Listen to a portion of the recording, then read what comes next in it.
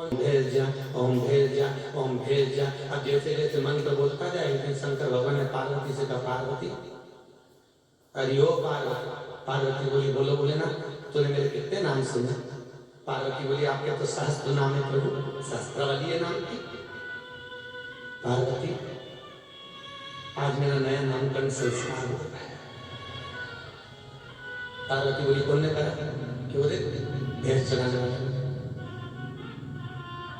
अरे तो तुम्हारा नाम खोलना दे रहा है, जब पूछिए। पार्वती एक ब्राह्मण की पत्नी का रुक करके उसके सामने पहुंच गई, चिल्ला गया था, ओम भेज जाए, ओम भेज जाए। पार्वती ने जाके पूछा, ओ भैया किसका नाम ले रहा है ये सब? ओम भेज जाए। बात नहीं करी, तो बात करूं भूल गया तो ओम भेज जाए, ओम भेज जाए। पार्वती ने कहा, अरे मुंह से तो बोल, किसका नाम ले रहा है? ओम भेज जाए, ओम भेज जाए। अरे मुंह से तो बोल। उसने बात ही नहीं करी, इधर मुंह कर दिया। पार्वती जी के कितना पड़ गया, उसने इधर मुंह करा तो पार्वती उधर चली गई। अरे मुंह से तो बोल, किसका नाम ले रहा है? ओम भेज जाए, ओम भेज जाए। उसने इधर मुंह कर दिया। पार्वती के कितनी अकड़े थी। पार्वती जी उधर से, अरे मुंह से बोल तो सही, किसका नाम ले रहा है? इसको आगे जो सजा तेरे खसम का ले लिया। और जो बोले पार्वती सीधे भगवान को बोले, राम जी के पूछा, पूछिए यार किसका लेंगे मेरे खसम का? तुम्हारा। अब बोले सो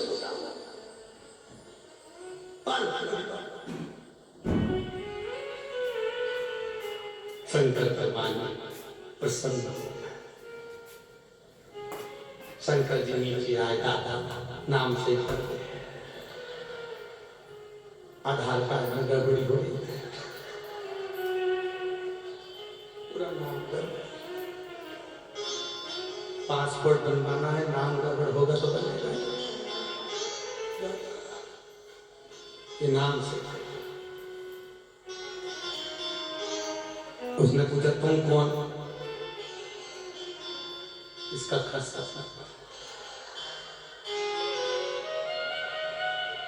अरे बोले शंकर जी बोले, मांग तुझे क्या चाहिए? एक मांग तो दूंगा, पर एक नहीं मांगूंगा, 3 लेना पड़ेगा बच्चे के दूंगा मांगूंगा।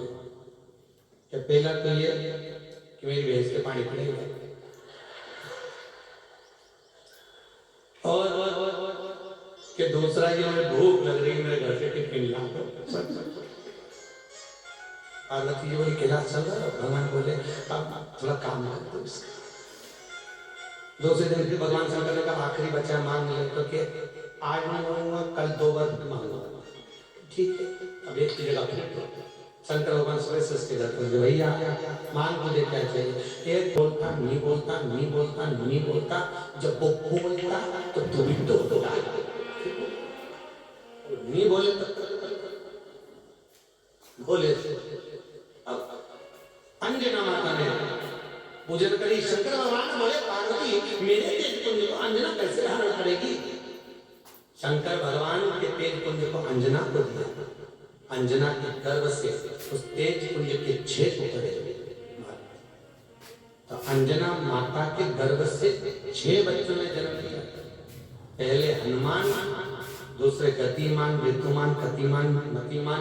ऐसे हनुमान जी सज्जे भाई कितने? 6। हनुमान कितने भाई? 6। राम जी 4। 6। श्री हनुमान जी महाराज का प्राकट्य हो गया। चैत्र का महीना, पूर्णिमा तिथि, हनुमान जी प्रकट हो गए। श्री हनुमान जी महाराज की बड़ा आनंद समाहित हो गया। महाराज चारों तरफ आनंद ही आनंद है। पूरी दुनिया में जितने राम के मंदिर नहीं, उससे दुगने हनुमान के मंदिर हैं। उसका कारण केवल इतना है, हनुमान जी ने राम जी की इतनी सेवा करी कि जगत में हनुमान जी की सेवा पूजा गई, सेवा पूजा। इसलिए शास्त्र कहता है, महाराज मंगलवार तेरा है, शनिवार तेरा है, लो समालो बालाजी परिवार तेरा है। मंगलवार तेरा है, शनिवार तेरा है, लो समालो बालाजी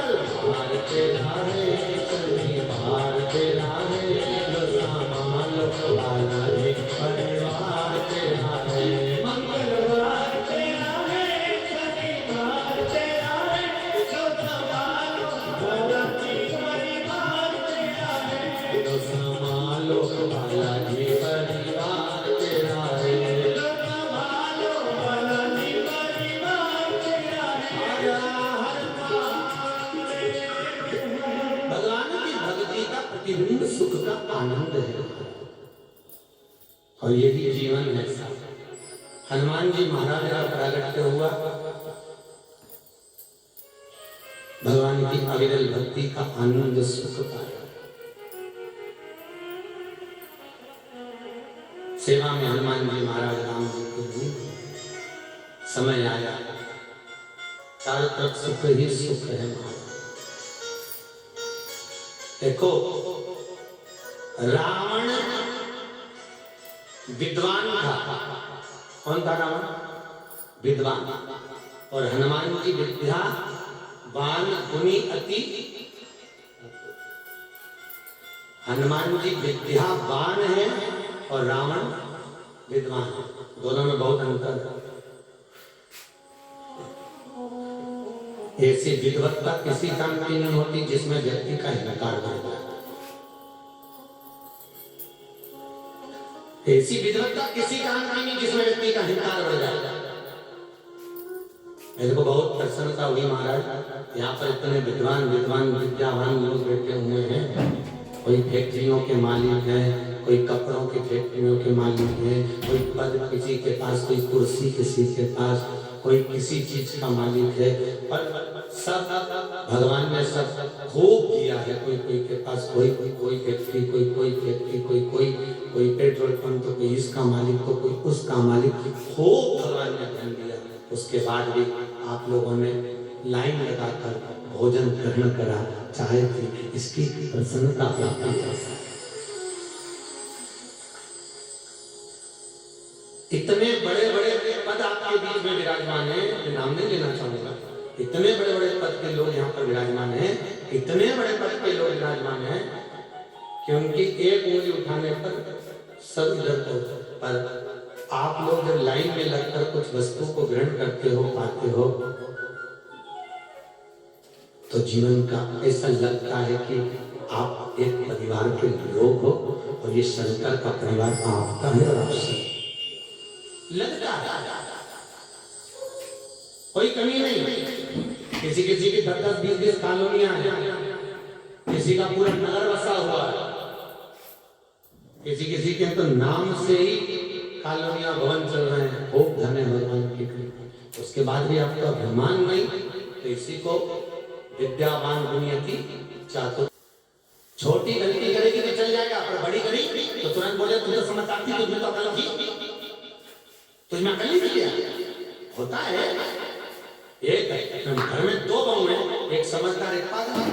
पागल का मतलब जिसको कोई मतलब नहीं किसी से, और एक समझदार पूरा घर संभाले, परिवार संभाले, कुटुंब संभाले, भाई बहन को संभाले। तो कौन सी बहू सबसे ज्यादा सुखी रहती है? बोलो। जो समझदार है वो कि जो पागल है वो? जो पागल है वो, क्योंकि उसको तो मालूम है सास का हिस्सा मिलना तो हमको भी, तो कौन संभाले? वो संभाल तो नहीं है। और बेचारी जो चार ताला कुची लगा लगा के मर जाए बेचारी, शादी में सबसे आखिरी में रोटी खाए, सबसे आखिरी में मेहंदी लगवाए, और जो पगली वो सबसे पहले खजूर की चोटी पर आकर मेहंदी लगा, वो तो खुद इसको ना चले जाते, आग लगे बस्ती ना अपन व्यवस्थित जाओ जाओ खाए पिए मौत कर। तो कई लोग के बोले तो फिर छोटी बहू ऐसा कर रही, अरे उसमें तक कर ही नहीं, बड़ी बहू में कितने कर बेचारा पूरा संभाल रहा। तो क्या चाहे सास पूरी जाए तो किसी को दे देगी? अरे बोला तो सारी मिलेगी दोनों को, तो क्या करेंगे? समझदार बने। सास तो कहता है मीरा को लोगों ने पागल कहा, मीरा भाई दे पाऊंगी। कर्मा को लोगों ने पागल कहा, रामकृष्ण परमहंस को लोगों ने पागल कहा, संत तुकाराम को लोगों ने पागल कहा, नामदेव जी को लोगों ने पागल कहा, चैतन्य महाप्रभु जी को लोगों ने पागल कहा, राष्ट्र के जितने संत हुए लोगों ने उनको पागल ही कहा। ये तो पागल है, इनके पास कोई काम नहीं, बस भजन कीर्तन सत्संग का पाठा, अभी यहाँ रख ले, फिर वहाँ रख ले, फिर वहाँ रख ले, इनके पास कोई काम नहीं। पागल कथा बाचने वाले पागल, कथा करवाने वाले पागल, कथा सुनने वाले पागल। समझदार तो वो हैं जो पापड़े नहीं आए, जो नहीं आए वो समझदार। दिन भर दुकान के पेट पे खूब कमाए तो रोटी भी चैन की नहीं खाए, जोड़ जोड़ जोड़ कमर दुख रही है, पाँव दुख रहा है, डॉक्टर को दिखा लो जाके पत्नी के लिए धीरे से, क्योंकि कल से दुकान पे नहीं तो कौन बैठेगा।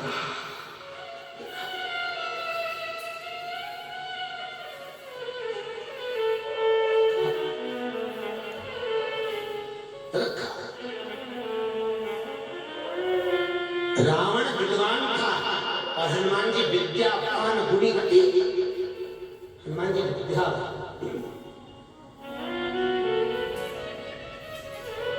अष्ट सिद्धि नव निधि के दाता। आप लोगों ने स्कंद पुराण सुनी होगी, निधि कही सुनी कि नहीं सुनी थी? स्कंद पुराण में 9 निधियों में से एक निधि थी नील निधि, जो हनुमान जी के पास। कौन सी निधि? नील निधि। और नील निधि का एक ही काम, क्या काम है?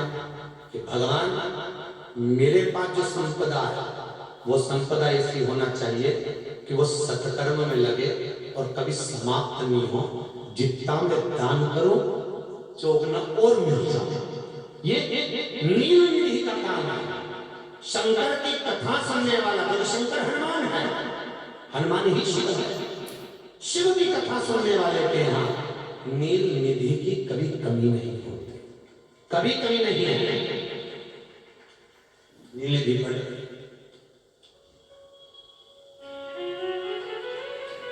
नील निधि की कमी ना है। बड़े समय आया, आगे चरित्र आया। एक धनु नाम के राजा थे जिनके 2 पुत्र थे, रंभ और करंद। दोनों तप करने के लिए नदी में बैठे, मगर आ गया, करंद को खा गया। रंभ को लगा मेरा भाई मर गया, क्या करा जाए? तो रंभ ने अब तप करा तो चारों तरफ अग्नि लगा कर करा। भगवान ब्रह्मदेव प्रसन्न हुए, मांगो क्या चाहिए? हमारे घर में औलाद नहीं है, संतान नहीं। मांगने का भी एक तरीका होता है कि भगवान से क्या मांगा जाए, कैसे मांगा जाए। कई लोगों की आदत रहती है भगवान के मंदिर में जाके, भगवान विष्णु के मंदिर में पहुंचे और जाके कहते भगवान लक्ष्मी दे दो। ईमानदारी से बोलना, तुम्हारे घर में कोई आए आते ऐसे बोले ही भाई दे दो, अच्छा लगेगा। भगवान के मंदिर में जाते से कहते भगवान लक्ष्मी दे दो, भगवान को कितना बुरा लगता होगा, मेरी तो फालतू बेटी लेकर जाए। मांगने का तरीका होता, भगवान के मंदिर में जाकर कहो प्रभु मेरी माता लक्ष्मी बहुत दिन से दुष्ट होकर चली गई, ना जाने कहां चली गई, घर का रास्ता भूल गई है। बाबा नारायण, द्वारकानाथ, राम जी, मेरी माता लक्ष्मी को मेरे घर भेज दो। तो भगवान भी कहेंगे तेरा बेटा आया था, तुझे बुलाने जाओ उसके घर में, और तुम डायरेक्ट जाकर के अगर भगवान लक्ष्मी थे तो भगवान के फिर ही बैठ ले जाते। तो देखा मांगने का भी तरीका होता है। सावित्री ने मांगा था, याद है कथा, यमराज लेकर जा रहा है प्राणों को, सावित्री पीछे पीछे, कुछ मांग ले और प्राण नहीं दूंगा वापिस। सावित्री कहती है एक वचन नहीं, दो मांगो, मांग दे दो। पहला, मेरे सास ससुर के नेत्र वापिस हो जाए। यमराज ठहाका लगा के हंसा, संसार की महिला और कुछ नहीं मांग सकती, पति के प्राण मत मांगना, वो नहीं दूंगा, बाकी का कुछ भी नहीं। सास ससुर के नेत्र दो, तथास्तु। और मांग ले दूसरा, मेरे सास ससुर उनके जब नेत्र जाए, मेरे गर्भ से जब पुत्र हो, उनके पुत्र के माध्यम से उसका मुंडा देखें तब जाए। यमराज ने कहा तथास्तु, तथास्तु। यमराज चला, सत्यवान के प्राण लेकर, सावित्री पीछे थे। आप क्यों आ रही है? ये वचन देती जा, तो क्या जाऊं, इनके तो छोड़ो, तो इसके प्राण का मांगे तो क्या अभी तो बोला कि मेरे सास ससुर इनके माध्यम से मेरे गर्भ से जो बेटा हो उसका मुख मेरे सास ससुर देखे। अब जब इनके ले जाओगे तो पुत्र कहां से पैदा होगा?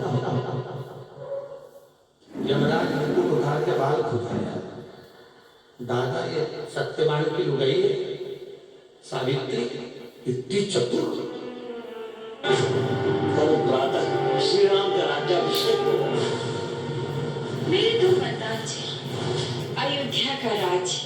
और अगर मैं महिला मंडल की कथा, वहां पर एक माता कथा में सबसे आगे आके बैठे और लगभग उसकी 82 साल की उम्र, और दो छोटी करके बैठे, एक में नीला देवी, एक में पीला देवी, बढ़िया। अब कथा करते करते ध्यान पूरा वो दुकरिया पे चले जाए, अब बार बार डोकरिया पे आ गया, बड़ी आफत भी लगे भगवान, और डोकरी कभी भी दिखे बस के। तीसरे दिन कथा में हो दिया तो आखिर में कह दिया, मां सब जो एक चोटी करके आए तो डोकरी दो चोटी करके क्यों आए? तो क्या हमारा दुकानदार हो गया प्रश्न कर लिया, अभी नहीं बताऊंगी मैं तुम्हें, तो तबाह बात नहीं। वो चलिए हम पवन शिव क्या रुके थे, शिव पवन पे रुके तो आ गए और डंडा टेक के कान मारा। मैंने आशीष से कहा तू जा, और डोकरी जो कान मारा, क्या मारा ना प्रश्न पूछ लेते हो? प्रश्न पूछने में क्या जाए?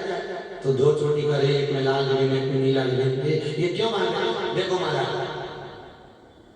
ये मेरी चोटी है लाल, तो मैं कही पड़ोसन की सुनो तो, ये लाल वाली मेरी चोटी है, पहले मेरे पति की भी चोटी थी, उसने कटा ली, इसलिए मैंने नीली वाली बढ़ा।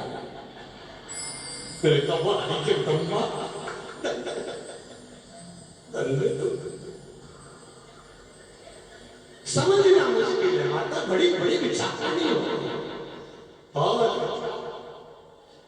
बहुत कृपा है, बहुत कृपा। भगवान इन माताओं के चमत्कार तो मैंने आज देखे, जिंदगी में कभी नहीं देखे। पूरी खाना थी, आंगनबाड़ी का पराठा खा कई चमत्कार देखे।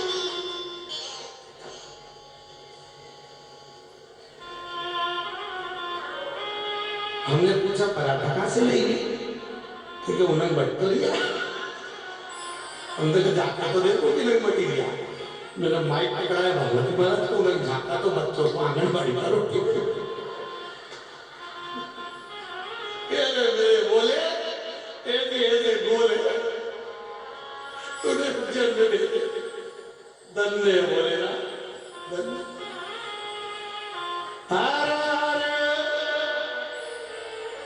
धन्य प्रभु भोलेनाथ, गजब का बोला है, गजब। और तुम भी उतनी हो गई, बिल्कुल उतनी हो गई, उतनी हो।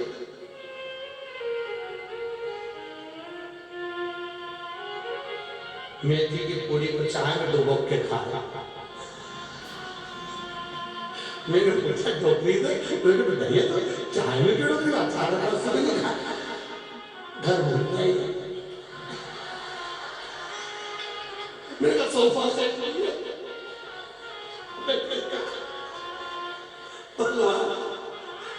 बोले ये उज्जैन की कथा कभी नहीं बोल पाऊंगा, कभी नहीं बोलूं। तो मैंने कहा तू कहाँ से आई? मैं वहां से राजस्थान की तरफ से। अच्छा तो तुम दांत में लई थी कमरा में भूली सोचे अब दांत ले गए दुकनिया खा रही। भगवान बोले ना कंकड़ सोच रहे होंगे गजब क्या है।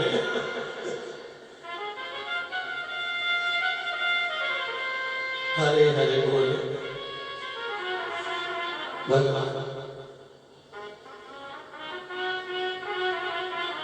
और हे वो ऐसा शिव शंकर भोले भाले माँ गौरा के घर वाले तुमको लाखों प्रणाम, तुमको लाखों प्रणाम, तुमको लाखों प्रणाम, तुमको लाखों प्रणाम। शिव शंकर भोले भाले, शिव शंकर भोले भाले माँ गौरा के घर वाले, माँ गौरा के घर वाले तुमको लाखों प्रणाम, लाखों प्रणाम, तुमको लाखों प्रणाम, तुमको लाखों प्रणाम।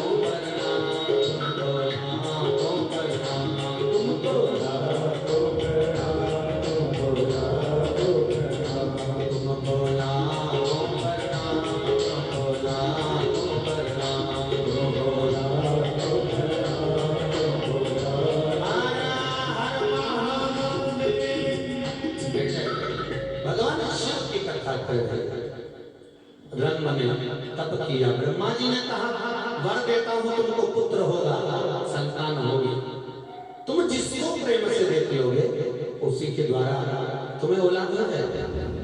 रंभ उठा जाने लगा, जाते जाते वहीं से महिष निकल कर जाए।